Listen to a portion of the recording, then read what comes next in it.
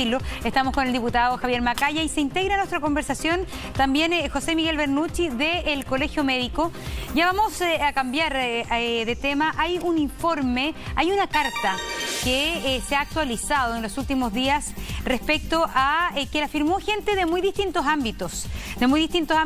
Por cierto, mucho del ámbito científico, pero también de ámbitos sociales, donde se estima que si las cosas siguen, que si el gobierno mantiene la estrategia que actualmente se ha implementado para el combate al coronavirus, se podrían llegar a las 70.000 muertes al final de todo esto.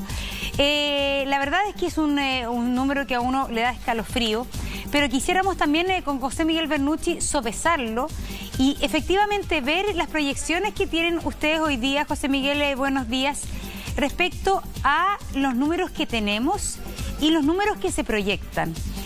Ya tenemos dos cifras que el Ministerio ha ido aclarando, que se van a ir actualizando, que nos hablan de 7.000 fallecidos, 3.000 de ellos probables.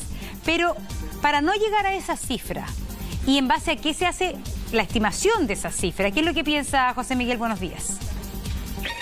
Hola, buenos días. La carta que tú nombras yo también la firmé, digamos, y somos varios de distintos ámbitos en las cuales adscribimos a las ideas centrales de esa carta. Y en realidad, claro, efectivamente hay proyecciones que hablan de 70.000 muertos, algunos de 50.000, otras incluso de 100.000. Pero más importante de las proyecciones, en realidad, esa carta lo que busca un poco es remover la conciencia, es remover un poco el status quo que de repente caemos todos, en realidad, los que estamos inmersos en esta pandemia.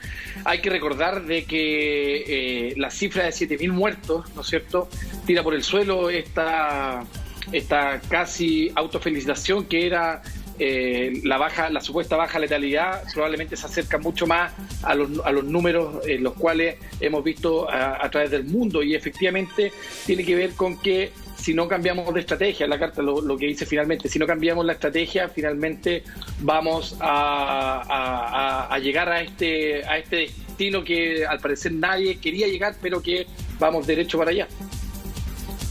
Vamos derecho para allá, pero yo creo que todos queremos buscar alguna luz. Quisiera saber también, José Miguel, a ver, ¿cuánto valoras tú el hecho que hoy día, el día sábado, se hayan actualizado las cifras? ¿En qué medida eso va en la dirección correcta? Y ya hay cada vez más comunas en cuarentena. Son 10 millones de chilenos los que entran en cuarentena mañana, incluyendo a las nuevas comunas del norte del país. Claro. Son 10 millones de chilenos en cuarentena, sin embargo parece ser que los números no aflojan. En una falsa cuarentena. ¿Ah? En una falsa cuarentena. Ya, ¿por qué es falsa la cuarentena? Según tu visión. Porque abra la ventana, mira hacia afuera y vea lo que está pasando, porque en realidad todos los datos han dicho que la movilidad en Santiago ha disminuido alrededor de un 30%, no más allá de un 40%. Si nos vamos a las comunidades del suroriente, la movilidad ha disminuido alrededor de un 7 a un 10%. Y esto mejora mucho, hasta un 40% en las comunas del lado oriente. Sin embargo, los mismos cálculos, incluso Espacio Público, nos ha dicho que mientras la movilidad no disminuya menos de un 30 a un 25, entre un 30%, incluso algunos dicen un 20%, la verdad que no vamos a tener resultados, sobre todo en los casos totales diarios. La información que ayer mostró, por ejemplo, Alejandra Matus, que era algo que ya se sabía y que incluso Espacio Público en su último informe también lo dijo, es que la movilidad laboral, por ejemplo, no ha disminuido menos de un 40%, lejos del 60 o el 80% que disminuyó en la primera cuarentena. Y esto tiene que ver principalmente porque muchas empresas se adscribieron como empresas de primera necesidad cuando no lo han hecho. Y Alejandra Matus anoche, digamos, lo sacó en un par de Twitter que me tocó revisarlo, donde empresas, por ejemplo, de seguridad o de venta de servicios se inscriben como farmacia o se inscriben como empresas de primera necesidad para, en el fondo, seguir haciendo o seguir sacando sus trabajadores a la calle. Entonces la verdad que son situaciones de que más o menos se condicen con los números que nos muestran de que a pesar de estar en cuarentena en el papel, esto no se está traduciendo en una baja de la movilidad necesaria para poder, en el fondo, disminuir la cantidad de casos totales diarios. Pero es que, José Miguel, cuando se llevan en rigor, mal o bien hecha, 4 meses de cuarentena. Porque Chile está cumpliendo una... Es decir, Francia, Italia, que tuvieron cuarentena súper estricta, no completaron 4 meses de cuarentena. Entonces, ¿qué adhesión? Pero es que nosotros no llevamos 4 meses de cuarentena. Ustedes tienen que ser suficientemente claros como comunicadores para transmitir que no llevamos 4 meses de cuarentena, porque la cuarentena es una cuarentena en papel que no se está traduciendo en una baja de casos totales. Entonces, si no se está traduciendo en una baja de casos totales, significa que algo está pasando. Y aquí lo que se ha querido decir es que efectivamente hay personas que violan la cuarentena, hay personas que no pueden quedarse en sus casas por motivos laborales, pero aquí también hay un diseño en los cuales las empresas se están adscribiendo como empresas de primera necesidad, y eso no es así. Entonces hay que ser sumamente claro con los mensajes, porque si no lleva a la confusión. Lo que pasa, José Miguel, que yo creo que en algo hay un diagnóstico común. Los chilenos no somos maniquís, ¿no?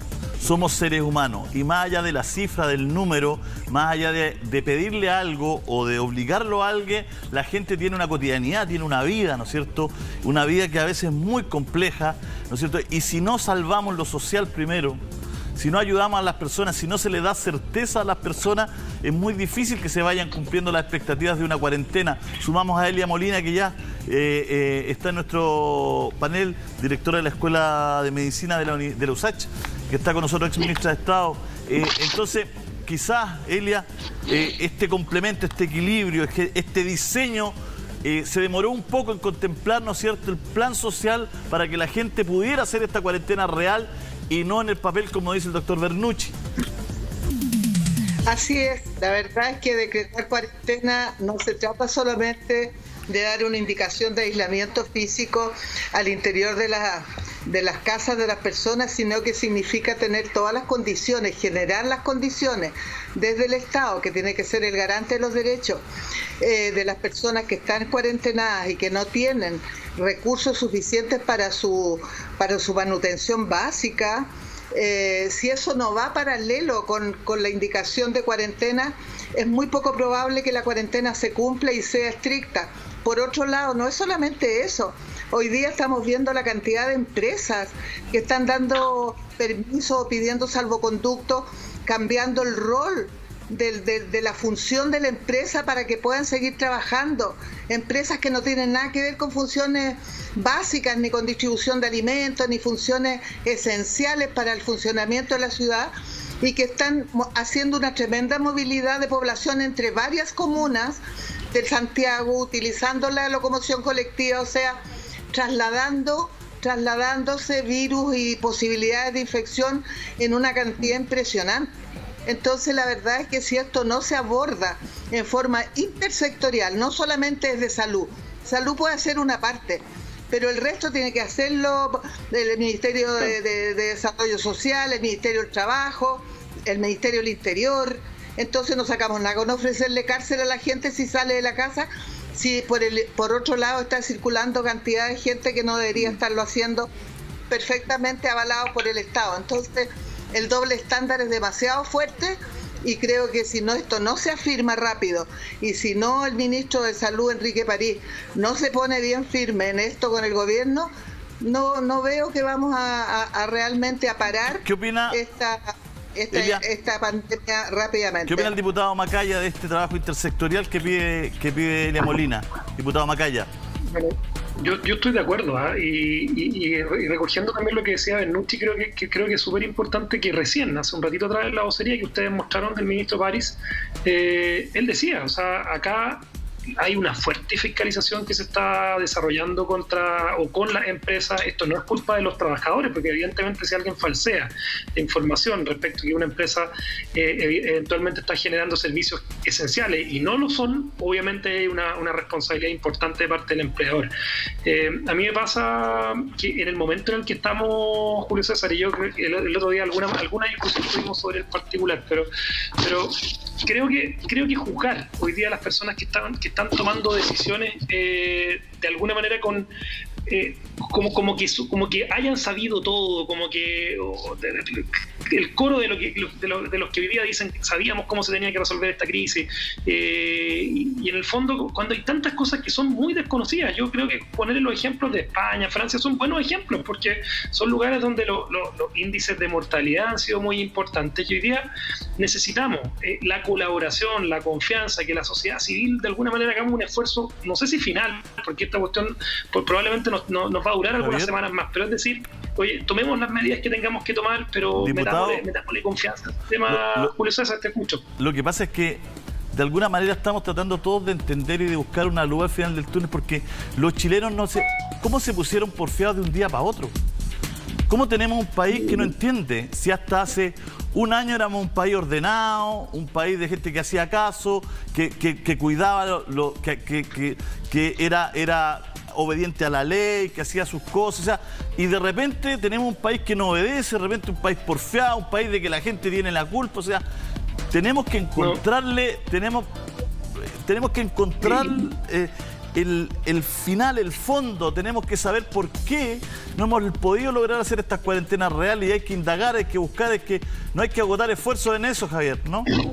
Y es bien profundo. Hay personas que hoy día te dicen que las soluciones no las vamos a encontrar porque son culturales, hay que encontrarlas en la filosofía, hay que encontrarla en una cuestión muy, muy, muy profunda. Pero fíjate que yo quiero hacer solamente una reflexión respecto a la responsabilidad que nos cabe a nosotros los políticos. Nosotros también nos hemos acostumbrado a, comillas, y a propósito de la misma situación que estábamos viendo recién. Mira, si había un protocolo había que cumplirlo. La ley es para cumplirla, la Constitución es para cumplirla. O sea, saltarse un torniquete, desde saltarse un torniquete en el mes de octubre hasta que un parlamentario presente una moción que no corresponde, que es inadmisible, son hechos que no pueden ocurrir. Lamentablemente, hoy día cuando tenemos discusiones de repente en el Congreso, se presenta un determinado proyecto que está súper bien inspirado, pero que se salta en la Constitución, estamos dando una señal también como autoridad de que las leyes pueden no cumplirse, o que los protocolos pueden no cumplirse, que la Constitución puede no cumplirse. Yo creo que esa es una cuestión que finalmente, probablemente en todo este escenario en el que estamos envueltos, en lo que viene adelante con la discusión constitucional también, ojalá que también lo tomemos como nota, porque estamos con un estado de cumplimiento de la normativa bien débil. Diputado, mucha ascendencia lo dice porque yo creo que la gente también está aburrida de los winners. Estamos aburridos de los winners de los que tienen...